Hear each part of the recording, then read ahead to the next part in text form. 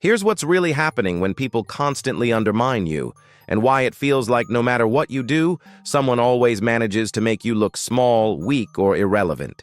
You're sitting in a meeting, presenting a carefully prepared idea, and before you can even finish your sentence, someone cuts in with a remark that twists your words or diminishes your point. It's subtle, often invisible if you're not paying attention, but it's intentional. People undermine you for a reason, and understanding that reason is the first step to stopping it. Most of the time, it's not personal in the sense that you're doing something wrong morally.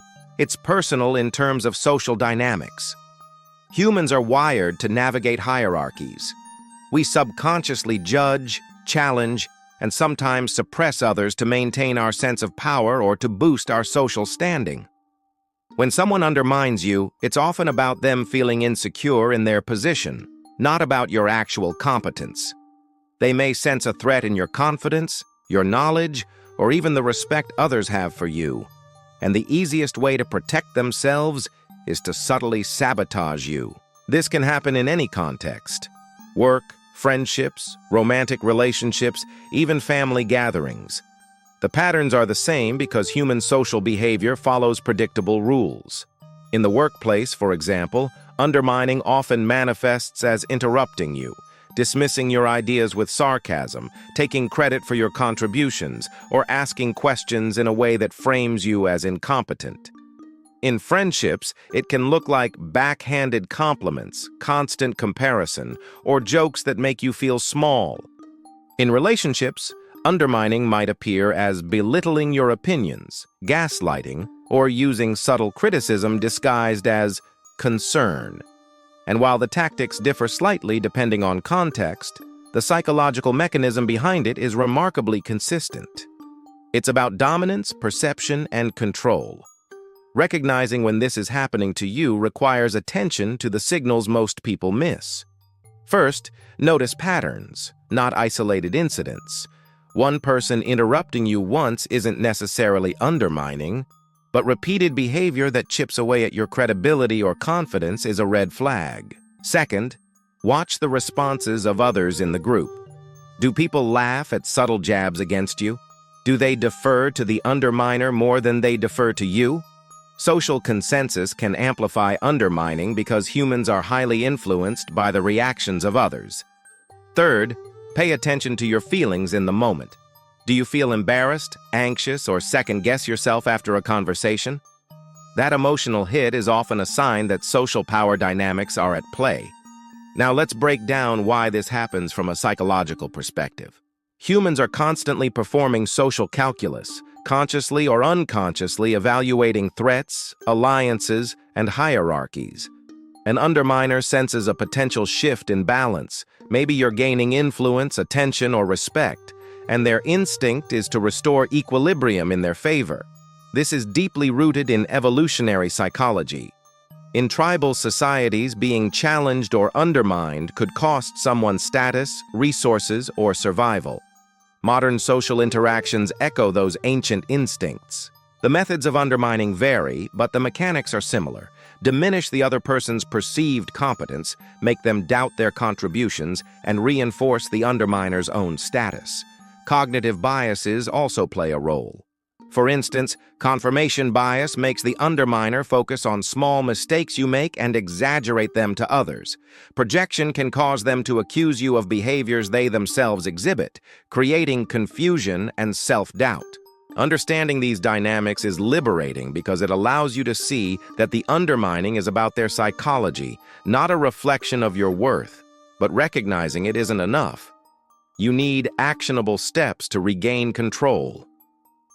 Step 1 is assertive communication. Interruptions and dismissals often succeed because they're met with silence or hesitation. Respond calmly and clearly, restating your point or correcting misrepresentation without anger or defensiveness. For example, if someone twists your idea in a meeting, pause briefly, then clarify, "Actually, my point was." This signals that you won't allow your contribution to be hijacked. Step 2 is strategic visibility. Make sure your contributions are documented, acknowledged, and visible to the right people. Share updates, summarize meetings in emails, and gently reinforce your achievements without bragging.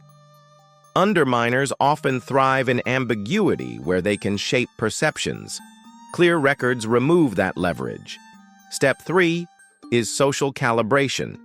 Pay attention to alliances, group dynamics, and influence networks. By aligning with people who respect your competence and can support you publicly, you reduce the underminer's ability to isolate or discredit you. Step 4 is emotional regulation. Undermining often targets your immediate emotional response, making you flustered, defensive, or embarrassed. Train yourself to pause, breathe, and detach momentarily before responding. This not only preserves your credibility, but also signals that you're in control of your reactions. Step 5 is boundary setting.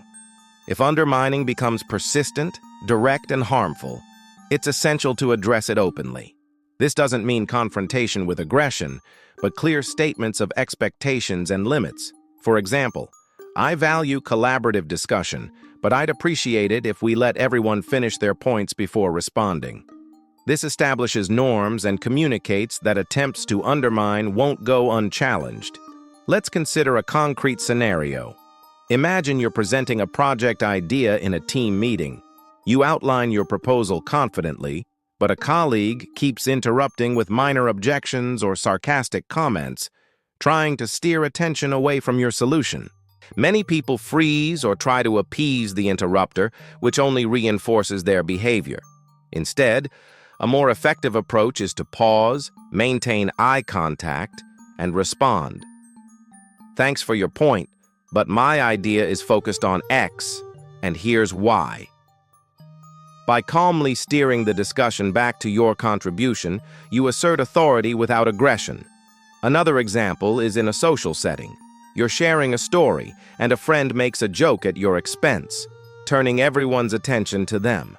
It's tempting to laugh along or apologize, but that signals acceptance. Instead, you can subtly reclaim space, smile, pause, and continue with your story as if uninterrupted.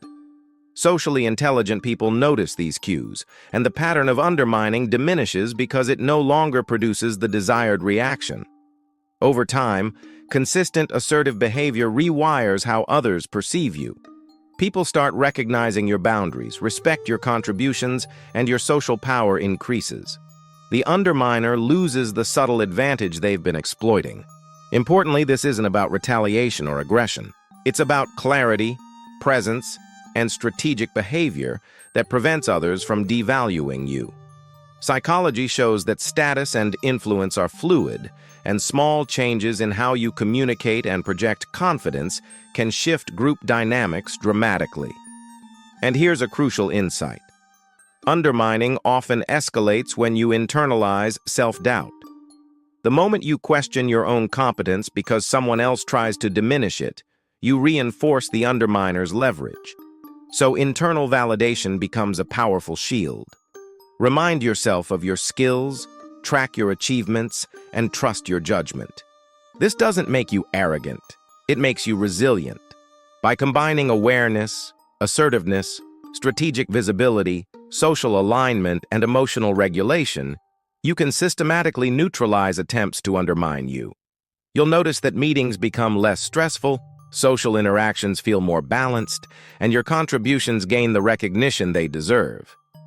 People will start treating you differently, not because you've changed who you are, but because you've changed how you engage with social dynamics. The transformation is subtle but profound. You move from being reactive to proactive, from being undermined to being acknowledged, and from being overlooked to being influential. To summarize, people undermine you because of perceived threats to their status, rooted in basic human social instincts and cognitive biases. Recognizing patterns, understanding the psychological mechanics, and applying practical strategies, assertive communication, visibility, social calibration, emotional regulation, and boundary setting, gives you back control. You stop being an easy target and start shaping the social landscape instead. Imagine walking into your next meeting or social gathering knowing exactly how to respond, confident that your ideas will be heard and your presence respected. That's the shift that happens when you stop letting people undermine you. Your social influence grows, your confidence becomes more noticeable, and the subtle power games that once controlled you lose their effect. Remember, the undermining isn't about you personally. It's about social dynamics. And once you understand the rules of the game, you can play it better than anyone else in the room.